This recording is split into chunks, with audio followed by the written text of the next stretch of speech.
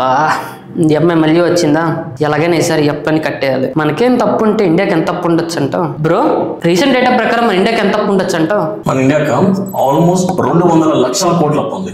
అబ్బో, ఇది చాలా పెద్ద అమౌంట్ కదా, మరి ఇంతలా మేనేజ్ చేస్తారు?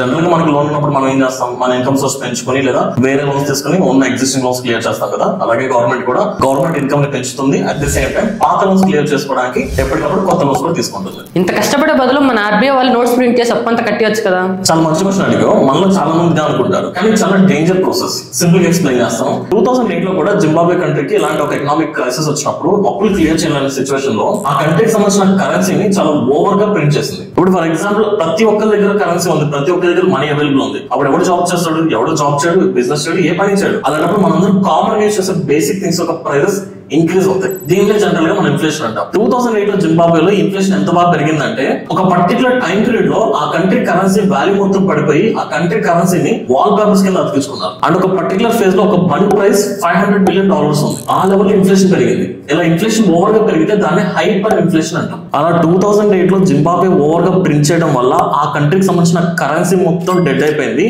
అండ్ ఆ కంట్రీ ఆ సిచువేషన్ నుంచి రివైవ్ అవడానికి చాలా టైం పట్టింది. అలాగే ఇండియా కూడా విచ్చలవిడిగా మనీ కనుక ప్రింట్ చేస్తే ఈవెన్ మన ఇండియాలో కూడా ప్రైసెస్ ఎక్కువగా పెరిగిపోయి ఇప్పుడు ఉన్న ఇన్ఫ్లేషన్ హైపర్ ఇన్ఫ్లేషన్ అయిపోతుంది.